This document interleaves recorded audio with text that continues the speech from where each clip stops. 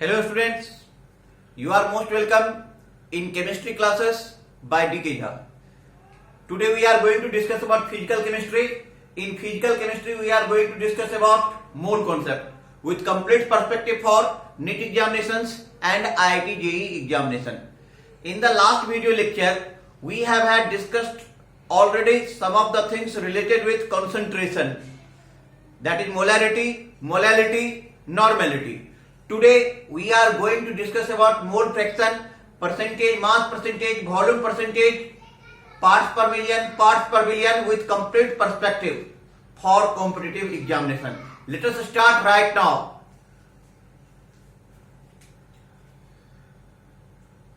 आज का जो हमारा टॉपिक है ये है मोल फ्रैक्शन. मोल फ्रैक्शन, तो मोल फ्रैक्शन में हम लोग क्या करेंगे, ये है हमारा मोल फ्रैक्शन. मोल फ्रैक्शन सबसे पहले हम मान लेते हैं कि N1 equal to moles of solute, N1 equal to moles of solute, N2 equal to moles of solvent. Okay, X1 equal to mole fraction of solute, mole fraction of solute, X2 equal to mole fraction of solvent.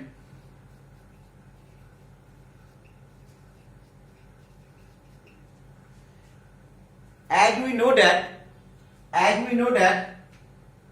X1 equal to हो जाएगा N1 upon N1 plus N2 and X2 equal to हो जाएगा N2 upon N1 plus N2, N2 upon N1 plus N2. Hence, X1 plus X2 equal to N1 upon N1 plus N2 plus N2 upon N1 plus N2. आप दोनों का LCM ले लीजिए, ये हो जाएगा आपका N1 plus N2, इधर हो जाएगा N1 plus N2. ऊपर नीचे ये कैंसिल हो गया, तो यहां से हमें पता चल गया कि X1 plus X2 equal to 1. Mole fraction of solute plus mole fraction of solvent equal to 1. किसी भी चीज के कितने भी कंपोनेंट्स हो जाए, सारे मोल फ्रैक्शन का सम 1 ही आएगा. तो X1 plus X2 equal to 1, और आप बोल सकते हो कि X1 equal to 1 minus X2, X1 equal to 1 minus X2. Okay, अब हम यहां पे क्वेश्चन शुरू करने जा रहे हैं. मेरा सबसे पहले हम बेसिक लेवल के क्वेश्चन करेंगे कि जो कि 11th स्टैंडर्ड के स्टूडेंट भी उसको आसानी से समझ सकता है. बहुत ही सिंपल क्वेश्चन, बहुत ही सिंपल वे से हम समझाएंगे यहाँ पे. तो सबसे पहले आप क्वेश्चन ले लिए. Question number 1, what is the molarity of solution? What is the molarity of solution?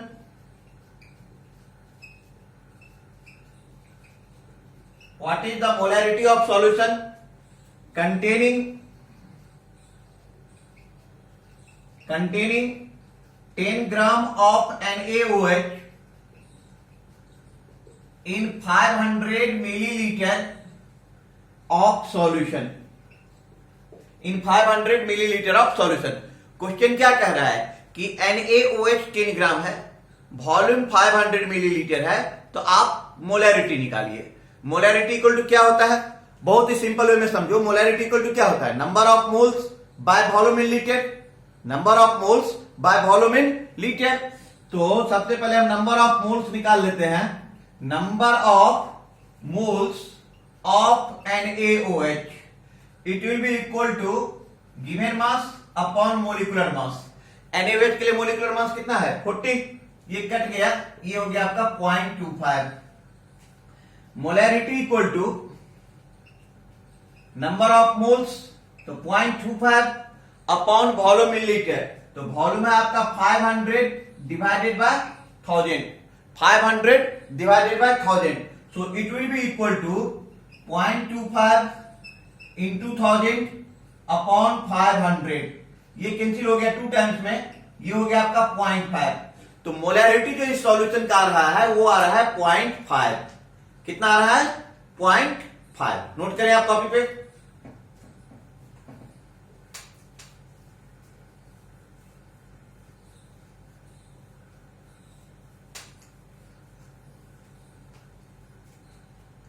अब हम नेक्स्ट क्वेश्चन लेने जा रहे हैं, क्वेश्चन नंबर सेकेंड। अब हम क्वेश्चन नंबर सेकेंड लेने जा रहे हैं। क्वेश्चन नंबर सेकेंड हमारा कह रहा है कि what will be the molarity of, what will be the molarity of 30 millilitre of 0.5 molar H2SO4, 30 millilitre of 0.5 molar H2SO4 solution diluted to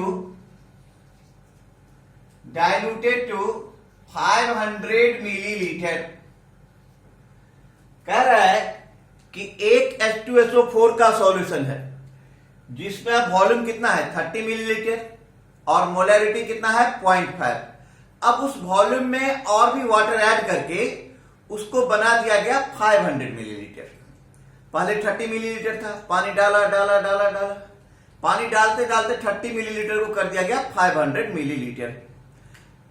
तो 30 मिलीलीटर में यदि मोलैरिटी 0.5 था तो 500 मिलीलीटर में मोलैरिटी कितना होगा? बहुत ही सिंपल क्वेश्चन था। अब यहां पर हम क्या करेंगे कि आप यहां पे देखो, initial volume V1 equal to 30 millilitre, initial molarity M1 equal to 0.5, V2 equal to 500 millilitre, M2 equal to what? M2 हमें निकालना है, तो यहां पे हम फॉर्मेट लगा देंगे M1 V1 equal to M2 V2, M1 V1 equal to M2 V2। बहुत ही सिंपल। तो M1 कितना है आपका? M1 है 0.5, V1 है 30 इक्वल टू M2 और V2 हो गया 500। So M2 equal to 0.5 into 30 by 500। ये पॉइंट चला गया, एक और डिसमल ले लो, 10105 100, ये हो गया 0.03। कितना आ गया? 0.03। तो जो न्यू मोलैरिटी हो गया वो हो गया 0.03। ओके, नेक्स्ट क्वेश्चन लिखिए।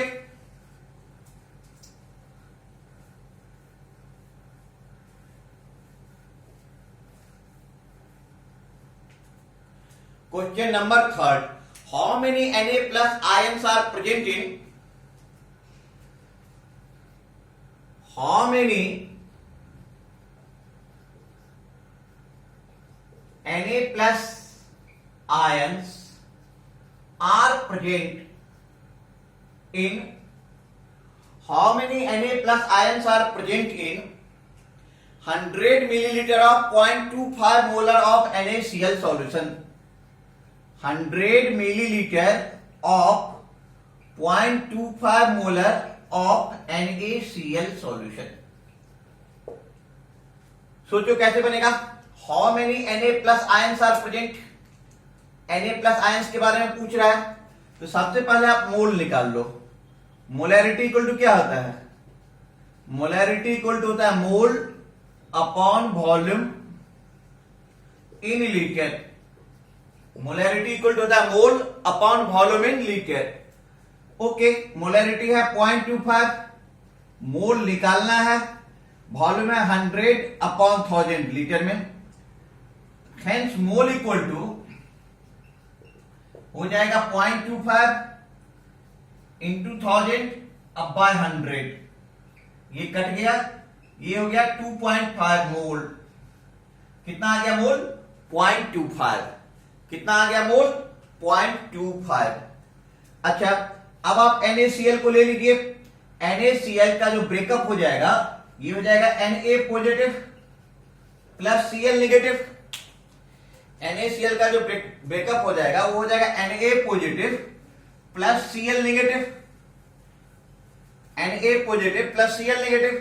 तो ये Na पॉजिटिव सपोज कर लो कि ये 2.5 मोल था, तो अब ये भी हो जाएगा 2.5, ये भी हो जाएगा 2.5।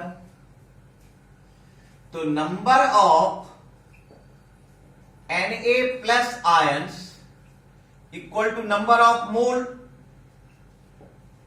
Number of mole into Na। तो नंबर ऑफ मोल कितना है 2.5 into Na 6.022 into 10 to the power 23, 6.022 into 10 to the power 23। ये हो गया आंसर। नेक्स्ट क्वेश्चन आप ले लीजिए। नेक्स्ट क्वेश्चन हमारा कह रहा है कि how many grams of NaOH, how many grams of NaOH are present, how many grams of NaOH are present in 250 milliliter of, in 250 milliliter of 0.5 molar NaOH solution, 0.5 molar NaOH solution। अब इस question में क्या है कि wait पूछ रहा है, wait पूछ रहा है, मोलैरिटी गिवन है, वॉल्यूम गिवन है। तो आप याद करो कि लास्ट लेक्चर में मैंने आप लोगों को क्या बताया था, मोलैरिटी जब गिवन है तब वेट कैसे निकलता है। सिंपली चाहे तो मेथड से करो या आप डायरेक्ट वो फॉर्मूला लगा दो जो मैंने आपको लास्ट वीडियो लेक्चर में बताया था कि W equal to map upon 1000, W equal to map upon 1000। तो ये हो जाएगा आपका W equal to map upon 1000। Map हो गया 0.5 और NaOH हो जाएगा आपका 40, वॉल्यूम है आपका 250, अब बाय 1000 ये काट दो 4 टाइम्स 10 टाइम्स, तो वेट हो गया 5 ग्राम।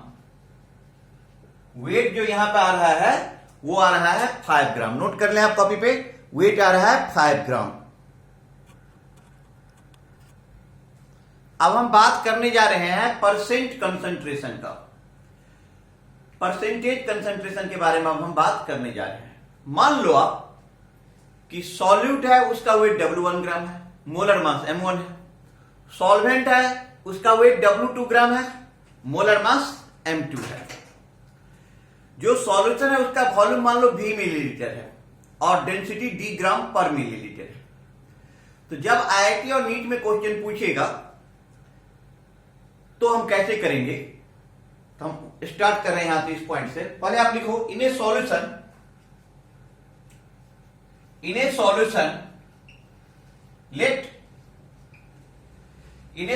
let there be W1 gram of solute,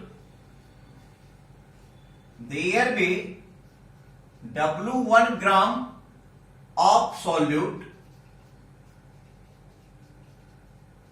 molar mass M1, comma W2 gram of solvent, W2 gram of solvent, molar mass M2,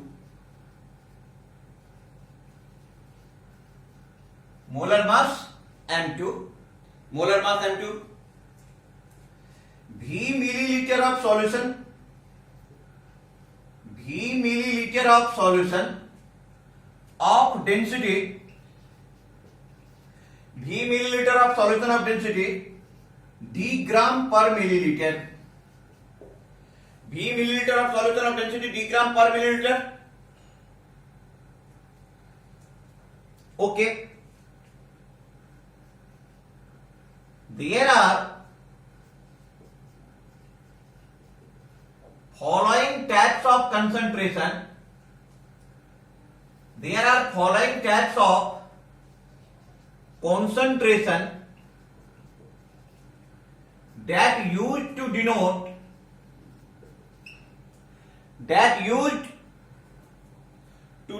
percentage concentration, there are following types of expression that used to denote percentage concentration.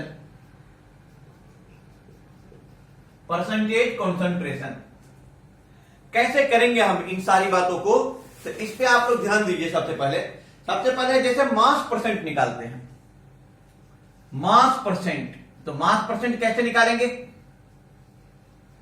Mass percent equal to हो जाएगा मास of solute by mass of solution into 100। तो मास percent equal to हो जाएगा मास of solute by mass of solution into 100 percentage के term में। मास of solute by mass of solution into 100, या मास of solute को हमने W1 माना है, तो W1 by W1 upon W1 plus W2 into 100, ये आ जाएगा परसेंटेज के टर्म में। किसके टर्म में आ जाएगा? परसेंटेज के टर्म में। तो किसी भी सॉल्यूशन का मास परसेंट कितना है? तो मास of solute by total mass of solution into 100। अब मास ऑफ सॉल्यूट का आप लोगों ने W1 ग्राम माना, तो W1 by W1 plus W2। Very simple, yes और no? Yes, okay. Next point, क्या हम वॉल्यूम परसेंट निकालते हैं। यदि हमें वॉल्यूम परसेंट निकालना है तो कैसे निकालेंगे? Volume of solute upon volume of solution into 100। यदि हम इसकी बात कर रहे हैं कि volume percent equal to volume of solute upon volume of solution into 100 percentage के टर्म में आ जाएगा।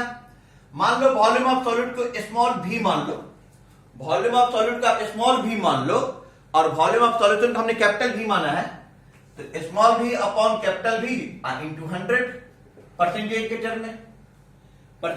टर्म में।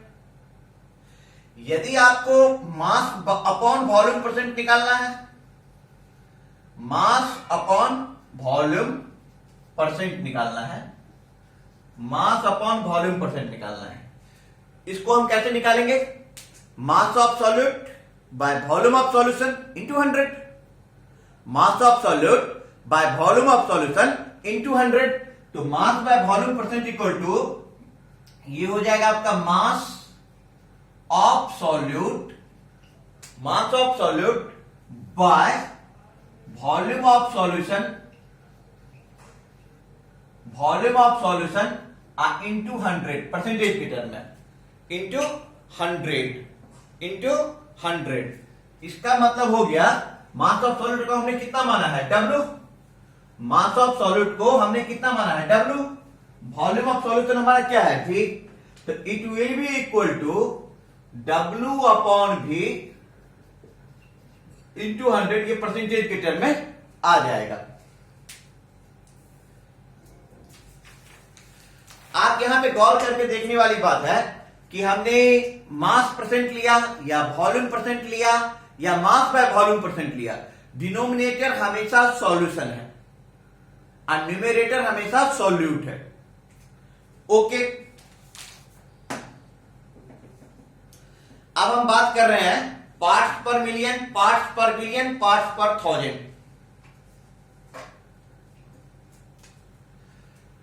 यदि आपको कॉन्सेंट्रेशन पीपीएम मतलब पार्ट्स पर मिलियन में पूछा जा रहा है, तो कैसे निकालोगे?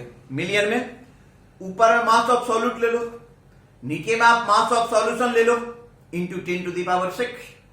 यही पे पार्ट्स पर बिलियन हो जाएगा तो 10⁹। यही पे पार्ट्स पर 1000 हो जाएगा तो 10⁵। तो कंसंट्रेशन पार्ट्स पर मिलियन में हो जाएगा equal to mass of solute by mass of solution, mass of solute by mass of solution into into 10 to the power 6 into 10 to the power 6 10 to the power 6 ये हो जाएगा parts पर million, parts पर million. या यदि आपको पूछा जा रहा है कंसंट्रेशन, कॉन्सेंट्रेशन आपसे पूछा जा रहा है पार्ट्स पर बिलियन, तो पार्ट्स पर बिलियन में आप क्या ले लोगे? मास of solute, mass of solute upon mass of solution into 10 to the power 9, ये हो जाएगा आपका पार्ट्स पर बिलियन, पार्ट्स पर बिलियन। 10 to the power 9 हो जाएगा पार्ट्स पर बिलियन। ओके, या यहीं पे यदि आपको पूछा जाए पार्ट्स पर 1000,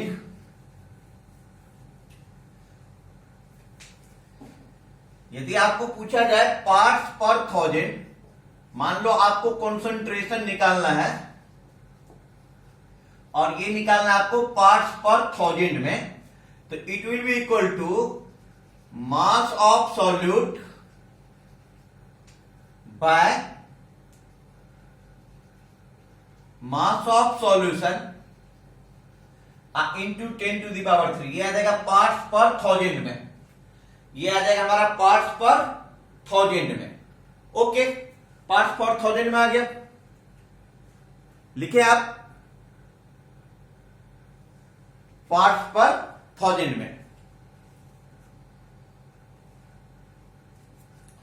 अब एक सिंपल क्वेश्चन में यहां पे लिख रहा हूं एग्जांपल के लिए कि आप लिखो कि aqueous urea solution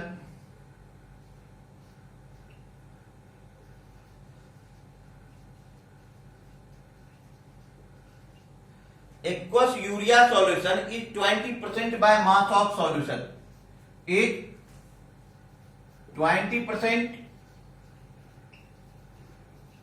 by mass of solution, is 20% by mass of solution। calculate percentage by mass of solvent, calculate percentage by mass of solvent, calculate percentage by mass of solvent. Okay, तो अब हम कैसे निकालेंगे इसको? करने के लिए बहुत ही सिंपल है, बहुत ही सिंपल क्वेश्चन है। इसको हम कैसे करेंगे कि W1 जो मास ऑफ सॉल्यूट है यहां पे वो कितना है? जो मास ऑफ सॉल्यूट है वो कितना है? Mass of solute W1 equal to हो गया 20 gram and W1 plus W2 equal to हो गया 100 ग्राम, तो W2 इक्वल टू हो गया 80 ग्राम